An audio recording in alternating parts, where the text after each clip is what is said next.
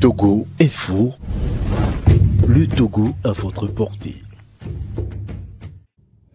Le Togo a joué la dernière fois contre le Cap-Vert. Un match bof, un match difficile. Mais comme j'ai toujours dit, à la fin, c'est la victoire qui compte. On a gagné, je pense que tout le monde est content, le pays est content, mais en sachant très bien qu'il y a eu beaucoup de lacunes, il y a beaucoup de choses à corriger. C'est surtout dans les bons moments qu'on corrige les lacunes, dans les moments difficiles. C'est pourquoi je dis ça. Bon, après ça, c'est notre langage des footballeurs. Parce que quand ça va, écoute, il y a des choses, il y a tant de choses à corriger parce qu'on est content, on accepte les critiques, on écoute les gens. Mais quand on n'est pas bon, là, de toute façon, c'est difficile. Les critiques sont difficiles à accepter parce qu'à l'intérieur de nous-mêmes, déjà, ça bouillonne, ça nous énerve. Pourquoi on n'a pas été bon, pourquoi on n'a pas gagné, pourquoi on n'a pas bien joué. Et là, je tiens vraiment à féliciter les jeunes parce que ça n'a pas été facile.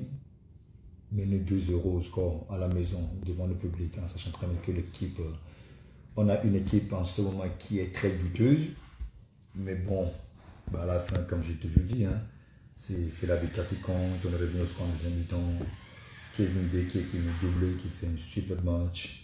Après, on gagne 3-2 à la fin. Magnifique résultat pour le pays. Mais est-ce que, si on me pose la question à moi, est-ce que je pense que le pays peut se qualifier pour la CAN par rapport à ce que j'ai vu, je vous parlerai que de ce que j'ai vu. Est-ce que je pense que le pays peut se qualifier pour la CAN 2000, je ne sais pas si c'est 2025, ça va se jouer 2026. Je dirais que oui, on a vu l'envie de jouer la dernière fois, la rage de vaincre, la mentalité d'aller vers l'avant. Ça allait très très vite, il y a eu des beaux gestes, il y a eu des moments où l'équipe a essayé de sauter les lignes, d'aller tout de suite vers l'avant parce qu'on était mené au score. Mais je tiens aussi à féliciter un ami proche, Alexis Romao, qui a fait un super match, qui a montré toute son expérience. Derrière, il était très efficace, il était zen, il était tranquille. Mais moi, j'ai eu un problème particulier, un problème compliqué à gérer, et un problème avec le ministre. Je ne sais pas comment vous dites ça, mais ça m'a saoulé. Voilà pourquoi la dernière fois, je pense, le match contre le Burkina, j'étais dans les tribunes, mais j'étais dans les gradins surtout. Pourquoi? Parce que je sais que je suis né à Côte d'Ivoire, j'ai grandi à Côte d'Ivoire, je suis devenu la personne que je suis aujourd'hui. Dieu merci. C'est surtout grâce à Dieu, grâce au peuple togolais. J'arrive au stade contre Swatini, peut-être il y a un an, il y a quelques temps. J'arrive au stade, je voulais aller d'un bout à un autre, dans les tribunes officielles bien sûr. On m'a dit que je ne pourrais pas passer derrière le ministre qui était là, le ministre des Sports. Et je n'avais pas compris, j'étais tout de suite énervé parce que c'est pas normal. Mais bon, c'est pas grave, j'ai pris ça du bon côté. Je me suis dit, bon, écoute, peut-être qu'elle est stressée, peut-être qu'elle a peur de quelque chose, peut-être qu'il y a des choses qui n'allaient pas. Voilà pourquoi elle a dit à son garde de corps ou à ses militaires de bloquer la voie. Voilà pourquoi j'ai décidé d'aller dans les tribunes, dans les gradins contre le Burkina. Mais là, j'étais à la maison, ils m'ont encore appelé, ils m'ont envoyé l'invitation comme quoi il va falloir que je vienne au stade pour regarder le match. Je suis parti, il y avait mon petit frère qui était là. Donc je me suis dit, écoute, un dimanche après-midi, c'est beau de regarder le Togo jouer. Donc j'arrive au stade, je vois Sergio Sport qui était de l'autre côté, qui m'appelait, et moi j'allais vers lui, et encore une fois mon bloc. Donc là, franchement, j'ai pété un plomb. J'ai pété un plomb, pourquoi? Quand on arrive au stade, c'est quand même un stade, c'est un lieu public. On est là pour un sport, c'est le même but, on est tous là. Et si le ministre, Madame la ministre, si elle dit qu'on n'a pas le droit de passer derrière elle au stade, franchement, il y a un problème au Togo. Et là, je vous le dis en toute sincérité. Il y a beaucoup de choses qui ne vont pas. On parle quand même de quelqu'un qu'on doit respecter énormément, quelqu'un qui doit être avec la jeunesse, quelqu'un qui doit être avec nous, les anciens joueurs pour qu'on puisse aller vers l'avant. On n'a même pas 6 mois. Moi, mon plan se trouve où? Si, admettons, dans notre tribune officielle, il y a eu tous les présidents des fédérations, il y a eu le président de la fédération, il y a eu le président des clubs, notamment le président d'Agaza, président de l'Etoile Filante, président de Bikini Sport, président de tout. Après, il y a eu les invités. Normal. Maintenant, admettons si moi, chez Mme Adebayor, je ne pourrais pas passer derrière elle au stade, qui pourra passer derrière elle? Mais moi, ça par contre, je n'ai pas compris et je ne sais pas pourquoi elle a fait ça. Et donc, ça veut dire que c'est tout le temps. Attends, c'est quand même le football. Tu es madame la ministre. Si le Togo gagne ou si le Togo marque des buts, on doit sauter sur toi. Moi, j'ai appris comme quoi, quand nous on jouait pour le Togo, quand on marquait des buts, ça rassemblait les gens. C'est-à-dire les nordistes, les gens du sud, tout le monde devient, tout le monde devenait une famille, tout le monde était content parce qu'à la fin de la journée, on était en train de défendre les mêmes drapeaux. Si je vais dans son bureau et qu'elle ne me reçoit pas, il n'y a pas de problème. Si je vais dans son établissement et qu'elle me dit qu'elle ne veut pas me parler, il n'y a pas de problème. Mais là, tu es au stade. Si tu as peur pour quelque chose, pour X raison, la maman, restez chez vous. Vous n'êtes pas obligé de venir au stade. Le stade, c'est pour se faire piétiner dessus, c'est pour que quand le Togo marque, pour que l'émotion prenne le dessus, pour que les Togolais lambda tombent sur vous. Mais quand moi je marquais des buts là, au stade, quand je courais, mais je dansais, je faisais tout, je voyais les ministres, tout le monde sautait dans les bras de tout le monde. Mais heureusement que j'ai fait 20 ans de carrière. 20 ans de carrière, combien de ministres des sports j'ai connu? J'en ai connu peut-être 4 ou 5 ou 6, même peut-être plus. Donc si on doit aller au stade et comme on n'a pas le droit de passer derrière le ministre des Sports, restez chez nous, quoi.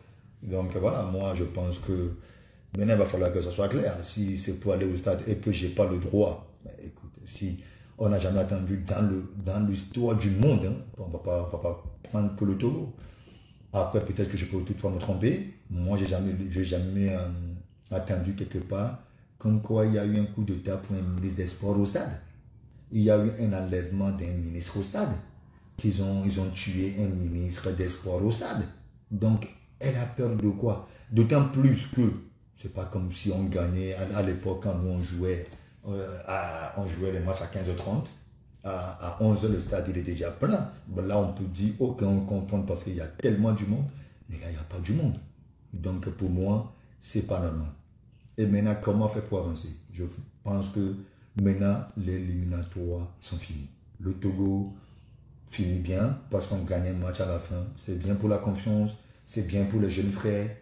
Maintenant, il va falloir que Madame la ministre, le président de la fédération, déjà vous deux, moi je ne suis qu'un petit, qui va avoir bientôt 40 ans, mais l'espérance me fait dire que si vous ne vous attendez pas entre vous, le Togo n'ira nulle part. Et moi, si vous venez au stade et que vous me dites que je ne veux pas que les gens passent derrière moi parce que je suis madame, entre guillemets, la ministre, et si on s'est qualifié pour la CAN, mais maintenant on n'a même pas le droit de venir au stade. Il n'y a pas de résultats. Chacun fait son truc. Maintenant, s'il y a des résultats. Donc, s'il vous plaît, on va laisser nos égos de côté. Moi, je vous ai dit, quand je suis rentré après la Coupe d'Afrique des Nations 2022 au Cameroun, je vous ai dit, ça ne serait pas normal que le Togo ne se qualifie pas pour la CAN. Je vous ai dit ça, haut et fort. Je vous ai dit, écoute, je suis là, entièrement disponible pour accompagner la sélection, entièrement disponible pour être avec les joueurs. Vous m'avez délaissé, vous m'avez laissé. Mais c'est pas grave, je n'ai pas besoin de ça. Mais moi, par rapport à ce qu'on a fait, c'est au bout de l'ancien code qu'on tire la nouvelle. D'accord? Mais maintenant, c'est surtout par rapport à ce que nous on a su faire. Quand on voit le Togo malmené, quand on voit le Togo qui perd des matchs, on a envie de pleurer, on a envie de mourir. Admettons, maintenant je fais partie des légendes officiellement de la CAF. On voyage ensemble, je voyage avec tous les anciens joueurs, les Djedjo Okocha, les Ladi Diouf, les Samoudjian, les Samuel Koufo. Mais je n'ai même pas le droit de parler. Quand on parle de football, je parle de tout. Hein. Quand on parle de tout, oui, j'ai le droit de me mêler. J'ai le droit de placer aussi mes mots. Mais quand on parle de football, on m'interdit parce qu'on dit que ton pays ne gagne pas un match. Donc, vous comprenez? Donc, ça m'énerve, c'est une honte. Comme les gens viennent chez moi me disent que maintenant on est très content de ce que tu as su faire, parce que quand on va à l'extérieur, quand on dit Togo et quand on dit Adebayor, les gens reconnaissent le pays. Mais moi, je suis content. Donc, voilà pourquoi, quand le Togo perd des matchs, moi, je peux mourir. Parce que, d'autant plus que nous, comme de fois, on a failli laisser notre peau pour la sélection togolaise de football. Combien de fois on a failli mourir pour le football togolais? Aujourd'hui, on m'interdit d'aller dans les vestiaires. On m'interdit de m'entraîner avec les joueurs, juste pour pouvoir les conseiller. On m'interdit de marcher de zone A à zone B au stade parce que entre les deux zones, il y a Madame la ministre. Où va le monde? Vous croyez vraiment que Elhadji Diouf peut arriver au stade, au Sénégal, et que le ministre le bloque parce que Elhadji Diouf veut passer derrière lui ou derrière elle? Est-ce que vous pensez que c'est possible qu'on arrête un Asamoah Gyan au Ghana? Parce que, mais écoute, je suis parti au Bénin, j'ai regardé un match entier des Béninois avec le ministre des Sports. Bénin, mais il était à côté de moi. Et il était collé à moi. On a parlé du football, on a parlé de tout et de rien. Même quand on rentrait à la maison, c'est lui qui m'a pris dans sa voiture. Maintenant, imaginez que je n'arrive même pas, franchement, à passer derrière la ministre. Vous pensez que je peux rentrer dans sa voiture et vous pensez que le Togo peut gagner un match? Déjà, le ministre, Madame la ministre, et le président de la fédération, les deux ne s'entendent pas. Je suis Togolais comme vous. Maintenant, il va falloir que ça change. Prenez vos responsabilités et assumez-les. Ça fait 3 cannes. Moi, quand j'ai commencé ma petite carrière, je suis parti en Europe en 99. D'accord? Je rejoins la sélection en 2000. D'accord? 2000, donc je vais vous faire l'historique de la sélection togolaise de football. Le Togo est qualifié pour la CAN 98. Je n'étais pas présent parce que j'étais très jeune. 2000, le Togo se faisait éliminer. Le Togo se qualifiait pour la CAN Mali 2002. C'était ma toute première CAN. Le Togo se faisait éliminer. Le Togo se fait éliminer la CAN 2004. L'histoire, mais là où le Togo est rentré dans l'histoire footballistique, dans le football au monde, ou footballistique au monde, c'est 2004-2005. On s'est qualifié pour la CAN et la combine la CAN et la Coupe du Monde 2006. 2008, la CAN au Ghana, le Togo se fait éliminer. 2010, le Togo qualifié. On nous a tiré dessus, bien sûr, on a failli laisser nos pots au Cabinda. 2012, le Togo éliminé. 2013, le Togo qualifié pour la CAN en Afrique du Sud. Là où on a eu la chance de faire notre toute première quart de finale de la CAN. 2015, encore une fois, le Togo éliminé. 2017, le Togo qualifié pour la CAN au Gabon. 2019, Togo éliminé. 2021, Togo éliminé. 2023 ou 23-24 combiné, Togo éliminé. Donc ça fait 3 fois de suite. C'est pas normal. Le président de la fédération, ça fait des années il est là. Je ne pense même pas qu'il a déjà fait une CAN avec le Togo. C'est pas normal. Je sais. Madame la ministre, elle est là, il n'y a pas de résultat. Mais elle vient au stade avec des gars de corps, on ne peut pas passer derrière elle, on ne peut pas la saluer. Donc, mais à la fin, il n'y a même pas de résultat. Moi, je faisais le malin au pays parce que j'amenais du résultat. Moi, je faisais, oui, je suis chéri parce que je savais que j'allais gagner le match pour le pays. Donc, pour moi, déjà, il y a un gros problème. Maintenant, pour l'instant, je ne veux pas parler des joueurs, je ne veux pas parler je veux plutôt parler des dirigeants. C'est à vous. Et depuis que moi, je suis parti de la sélection, les primes de match n'ont jamais changé. Et ça aussi, c'est pas normal. Vous imaginez, ça fait 3 ans quand même que je suis parti. Et c'est moi qui ai instauré tout ce qui est prime de campement en sélection, prime de participation à la CAN, prime de qualification pour la CAN, prime de victoire à la maison, prime de victoire à l'extérieur. Et jusqu'à présent, ça n'a jamais changé. Donc ça fait peut-être 10 ans que j'ai instauré ça. Mais il y a eu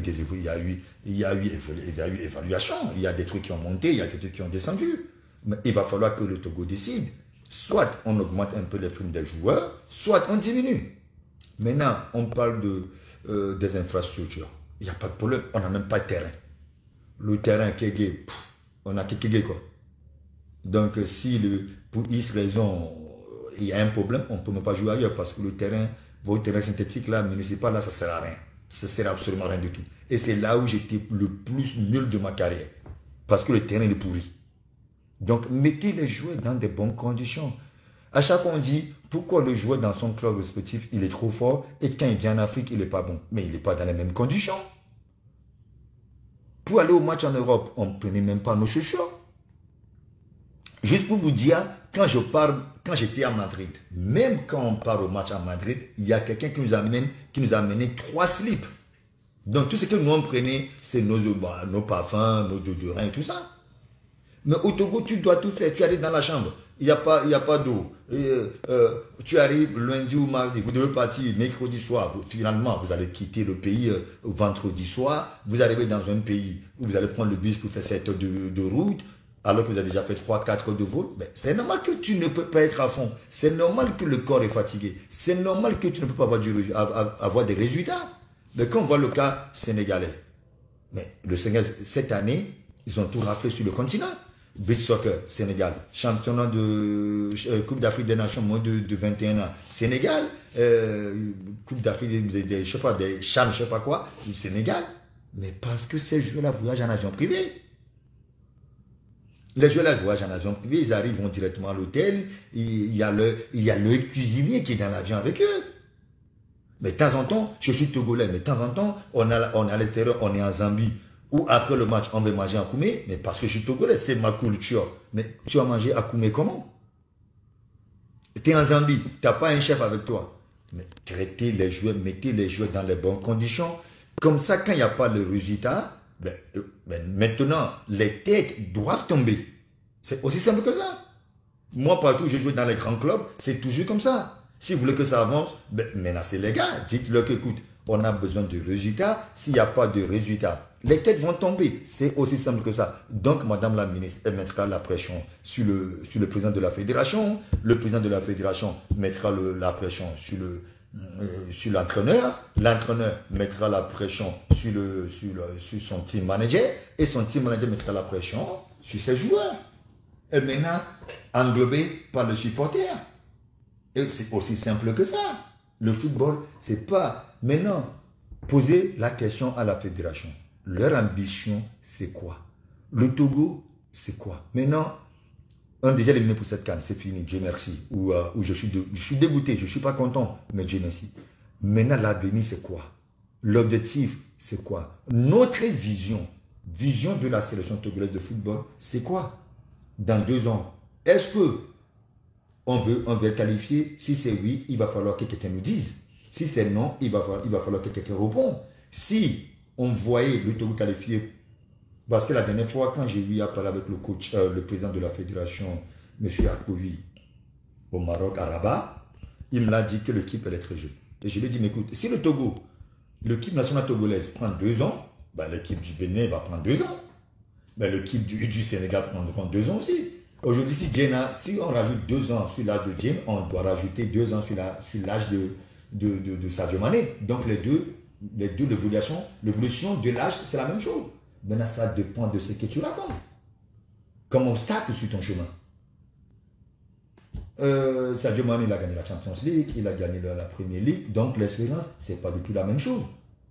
Vous voyez? Donc il va falloir qu'on nous dise que, ok, l'équipe elle est très jeune, dans 2 ans, on ne peut pas être qualifié. Dans 4 ans, on va essayer d'être qualifié. Dans 6 ans, on va essayer de passer les premiers tours.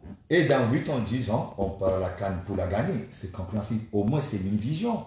Moi, c'est en 2005 quand j'ai qualifié, quand je jouais les éliminatoires pour la Coupe du Monde. C'est là où j'ai fait une interview. Je disais que je veux gagner le Ballon d'Or. Donc, c'était pour moi, c'était ma vision. Automatiquement, la vision devenait quoi? Un objectif à atteindre. Donc, ce que j'ai su faire en 2008. Parce qu'à chaque fois que je me levais le matin, je dois gagner le Ballon d'Or. Parce que j'ai dit ça dans mes interviews. Maintenant, si tout le monde se dit qu'on va se qualifier pour la CAN 2026, je ne sais pas où ça se passe, où ça se joue, mais là, c'est autre chose. Mais si on est là, on fait le malin parce que je suis le président de la fédération, je ne parle pas, j'en ai pas besoin de parler avec, j'ai pas besoin de parler avec la ministre et je suis là, entre guillemets, je suis la ministre des Sports, j'ai pas besoin de parler avec les légendes ou les joueurs ou, mais à la fin de la journée, si elle est là, c'est parce que nous, on a tenu le football togolais pendant 20 ans. Donc ça veut dire que il y a eu la sélection togolaise de football avant Adebayor. Il y a eu la sélection togolaise de football avec Adebayor. Aujourd'hui, on est dans une transition de le football togolais sans Adebayor. Donc, Madame la ministre, je vous regarde dans les yeux, je vous dis, bientôt, vous ne serez plus là. Là, c'est sûr. Si vous voulez que votre Nord rentre dans l'histoire de ce pays, donc il va falloir faire mieux que moi. Il va falloir amener peut-être le Togo en finale de la Coupe d'Afrique des Nations. Là, moi-même, je viendrai devant vous et je me mettrai à genoux et je vous ferai un petit bisou sur les pieds en me disant « Maman, merci ». Mais sans qu'il n'y a pas ça, donc pour l'instant, vous n'avez rien fait de mieux que moi. Vous n'avez rien fait mieux que moi. Donc, il va falloir qu'on laisse nos égos de côté. Travaillons dès maintenant pour trouver une solution.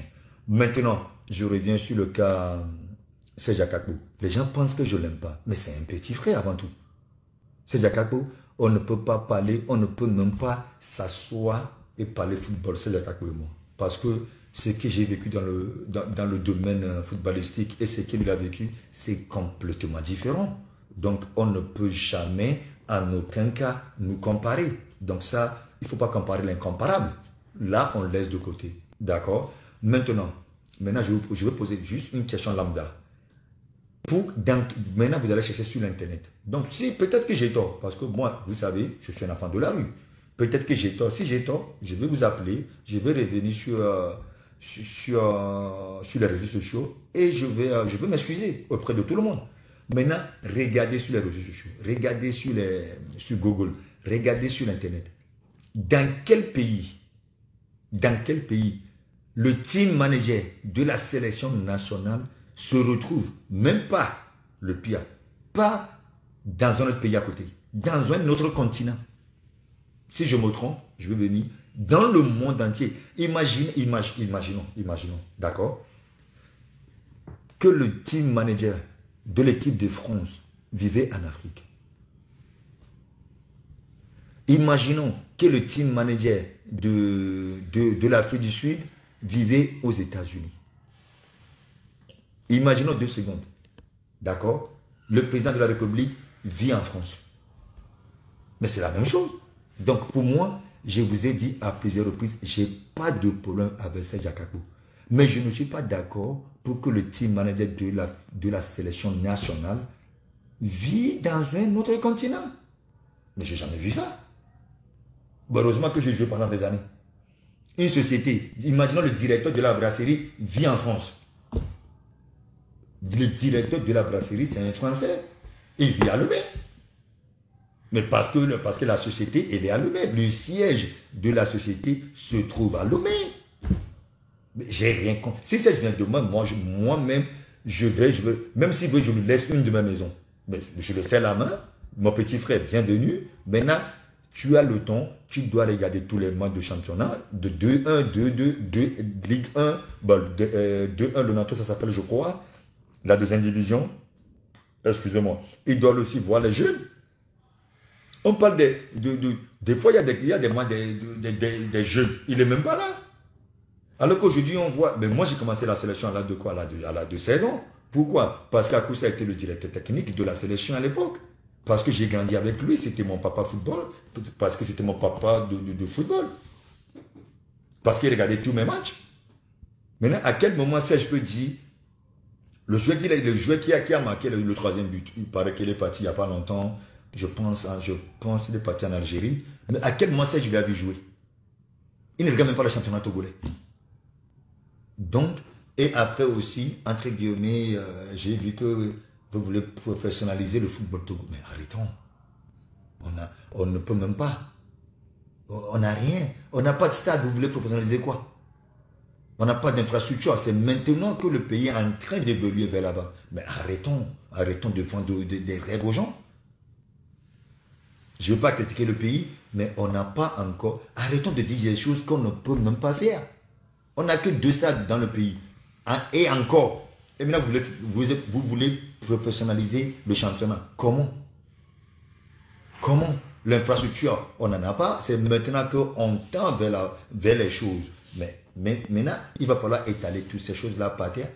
Au Sénégal, il y a eu quoi? Il y a plus de 30 centres de formation au Sénégal. Il y a plus de entre 10 et 15 centres de formation à Accra, au Ghana. Il y a entre 10 et 15 centres de formation ou même plus à Abidjan. Chez nous ici, il n'y a que Swallows que je connais un peu bien, qui est structuré, qui ressemble à un centre de formation. À part ça, bon, les gars, ils le font avec le moyen de bord. Mais pourquoi Madame la ministre va voir le chef de l'État en lui disant que, mon excellence, voilà mon budget. Maintenant, je veux aller à la CAN, je vais qualifier pour la CAN. Mettez ça à ma disposition. Si je ne qualifie pas le pays pour la CAN, mais écoute, ce qu'il y a à faire, je l'assume. Il n'y a pas ça. Mais on ne peut pas avancer. Les joueurs aujourd'hui encore, le Togo, les joueurs, c'est quand même un pays qui a quand même fait la Coupe du Monde. Le Togo a quand même joué une Coupe du Monde dans sa vie, dans son histoire. Aujourd'hui, le Togo voyage, on voit les joueurs pas de Lomé à Accra pour prendre l'avion pour aller je ne sais pas où. Mais arrêtons ça, ça n'existe plus dans le monde. On est en 2023. On est en 2023, il y a eu pandémie, il y a eu Corona s'est passé. Et maintenant, nous, on vivait comme si on était encore avant Corona. Mais arrêtons. Les primes, changeons les primes. Changeons les primes des joueurs. Ça fait 20 ans, ils ont la même prime. Et vous voulez gagner. Aujourd'hui, tout le monde se dit, ok, nos carrières ne sont pas aussi longues. On joue jusqu'à 32, 33 ans. Moi, j'ai eu la chance, entre guillemets, j'ai fait jusqu'à 37 ans. Mais tu fais 32 ans, les clubs, 32, 33. On te dit, hey, monsieur l'attaquant, monsieur le footballeur, merci beaucoup. Allez, ton genou ne répond plus. Mais c'est la vérité. Donc, moi, je sais que je ne veux pas trop me répéter. J'ai dit tout ce que j'ai à vous dire. Je vous embrasse très très fort. Prenez bien soin de vous. Avant tout, c'est le Togo. On est obligé d'être avec, d'accepter la défaite et d'aussi féliciter les joueurs dès qu'ils font quelque chose d'extraordinaire. Parce que bon, je pense que avant-hier, le dimanche, la première mi-temps a complètement oublié ou a corrigé. Et la deuxième mi-temps, elle est juste magnifique. Et il y a eu un bon état d'esprit, il y a eu l'envie de vaincre, il y a eu la niaque. Donc voilà, on a gagné, Dieu merci. Maintenant, comment faire pour que ça continue? Parce qu'il y a les éliminatoires de la Coupe du Monde qui commencent bientôt. Si on n'est pas prêt, ben encore une fois, on va perdre 2-3 matchs avant de se réveiller. Et là, par contre, ça risque d'être trop tard. Donc les gars, moi, je veux vous laisser parce que c'est mardi. Je dois aller faire un peu le sport tranquillement, jouer un peu aux cartes avec les amis. Et comment.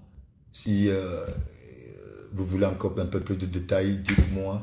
Et j'aimerais bien que le pays aussi, hein, vous aussi, hein, si moi à chaque fois tout le monde me dit, ouais, tu as un rôle à jouer. Mais sachez que vous aussi, vous avez un rôle à jouer. Si quelqu'un se lève de chez lui, il vient, lui aussi il est au stade, il fait, oui, ça va aller. Ça ne peut que aller.